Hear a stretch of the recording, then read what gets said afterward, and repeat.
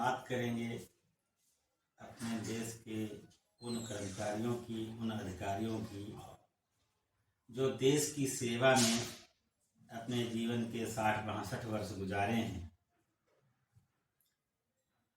और जो गुजार रहे हैं। अवकाश के बाद यानी उनके रिटायरमेंट के बाद उनकी पेंशन पर जो तरह तरह के विवाद चल रहे हैं, विसंगतियां हैं, उस पर बात करेंगे। आपको थोड़ा पीछे ले चलते हैं। अटल बिहारी वाजपेयी सरकार 2003 में नई पेंशन योजना लागू की। यानी पेंशन का जो भुगतान होगा वो नए नियमों के अनुसार होगा और पुरानी पेंशन उन लोगों को मिलेगी, पुरानी पेंशन के जो नियम हैं उनके तहत उन लोगों को मिलेगी जो 1 अप्रैल 2004 के पहले नियुक्ति हो चुकी है।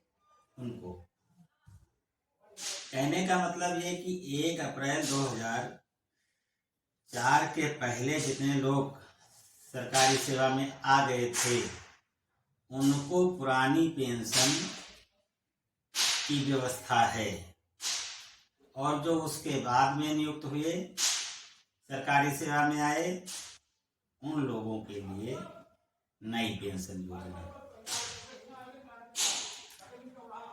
उस समय थोड़ा उहापोह हो करके और फिर वो बंद हो गया कि नई पेंशन योजना, सब सहमत हो गए लगभग और उस पर अपना काम करने लगे। लेकिन जब उसके परिणाम सामने आए तो लोगों को ऐसा लगा कि नई पेंशन योजना जनहित में नहीं है, कर्मचारियों के हित में नहीं है, अधिकारियों के हित में नहीं। इस पर जगह जगह पर आंदोलन, धरना प्रदर्शन शुरू हुए। अब आपको समझाते हैं कि ये पुरानी पेंशन योजना और नई पेंशन योजना में क्या अंतर है।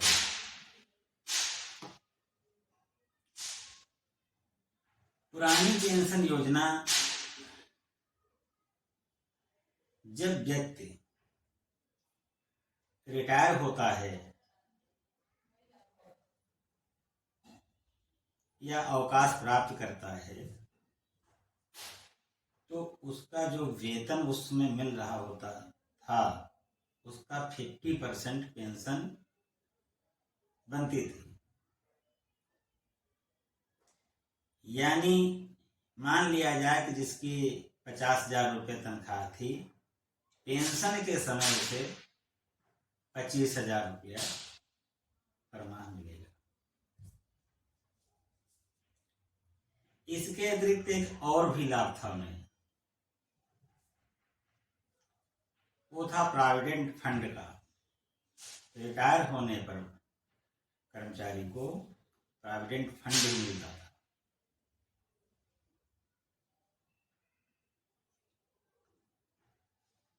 अब इस नई पेंशन योजना में क्या चीजें हैं, वो ये है कि जो कर्मचारी, अधिकारी सरकारी सेवा में है उसको जो वेतन मिल रहा है उसका 10% जो भी बनता है वो सरकारी खजाने में जमा होगा और सरकार उसको शेयर बाजार में लगाएगी। फिर जो उससे होने वाला लाभ है वो पेंशन के रूप में अवकाश प्राप्त करने पर पेंशन के रूप में दिया जाएगा।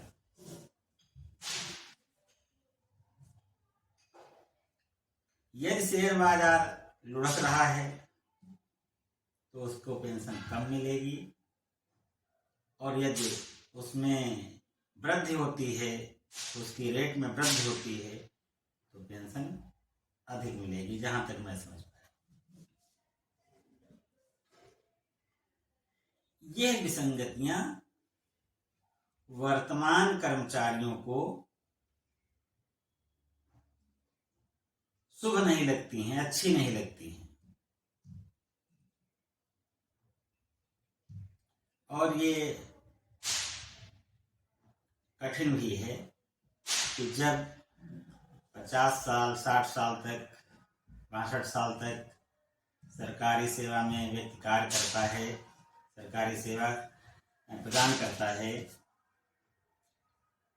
और रिटायर होने के बाद उसे आर्थिक तंगी का सामना करना पड़े,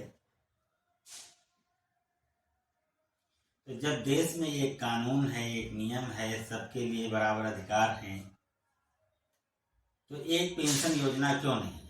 मांग उनकी लाजमी है,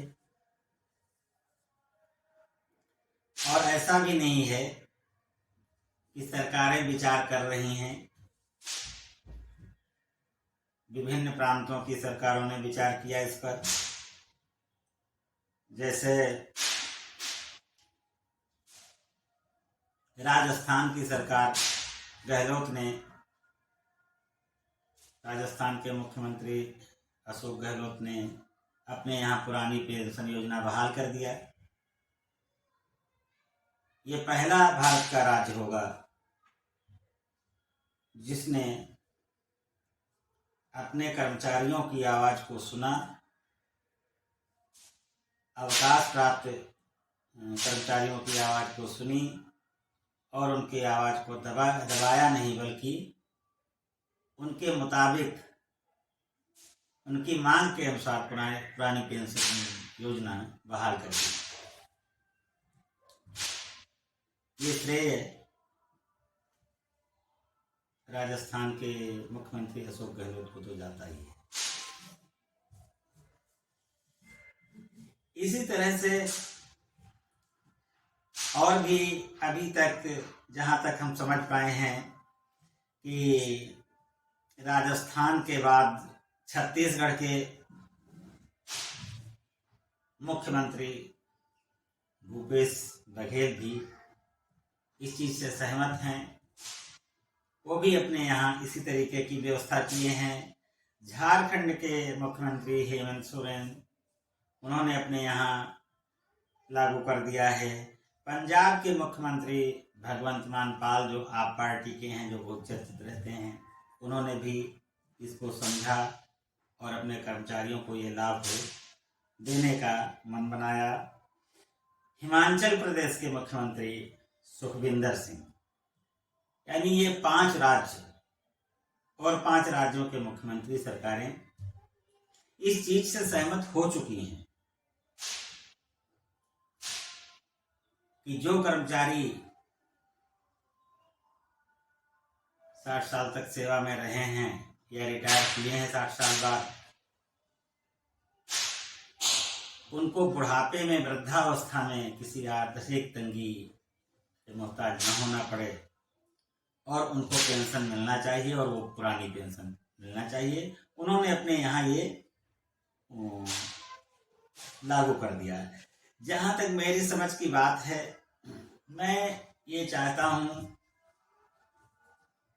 जब मेरे चाहने से कुछ नहीं होता है, लेकिन विचार व्यक्त करने का सबको अपना अधिकार है।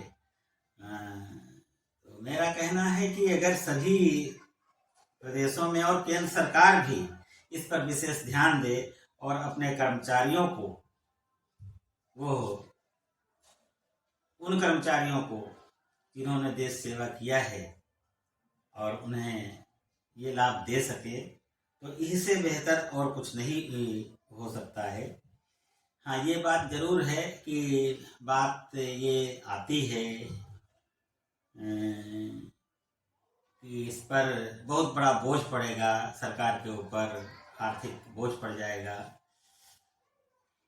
तो ये कहने की तो बात है, लेकिन ये आम जनमानस के समझ में बहुत कम आती है, क्योंकि जनता देखती है कि कितने लोगों के कर्जा माफ हो जाते हैं। सरकारों के चहेते जो लोग होते हैं, उनकी फैक्ट्रियां, कंपनियों में घाटा दिखा करके उनके कर्जे माफ हो जाते हैं। सरकारी आयोजन होते हैं, उनकी साज सज्जा पर करोड़ों रुपए, अरबों रुपए लुटा दिए जाते हैं। तमाम लाव लश्कर के साथ हमारे जनप्रतिनिधि चलते हैं, और सब तमाम चीज़ें, सुविधाएं जो अनावश्यक हैं, उन पर इतना बेख होने से ये देश कंगाल नहीं होता है। तो क्या जो कर्मचारी अपना जीवन देश सेवा में लगाए हैं, उनको अगर ये लाभ दे दिया जाएगा तो क्या देश कंगाली की कगार पर आ जाएगा? इस बात को सरकार चाहे जिस दल की, चाहे जिस प्रदेश में हो, देश में हो, उसको समझना चाहिए, और समझती आई भी हैं, और इस तरीके के आवश्यकताएं समय समय पर उठती रही हैं। और जिन सरकारों ने इन सब बातों को नहीं ध्यान दिया, इन सब चीज़ों पर नहीं ध्यान दिया, उन्हें उनकी जनता ने खुद ही समझाया है। ये लोकतंत्र है, इसमें चुनाव जब होते हैं तो जनता 5 मिनट में अपना फैसला सुना देती है। तो मेरा तो वर्तमान सरकार से बड़ा निवेदन है कि वो इसका श्रेय ले और पूरे देश में पुरानी पेंशन व्यवस्था लागू कर दे।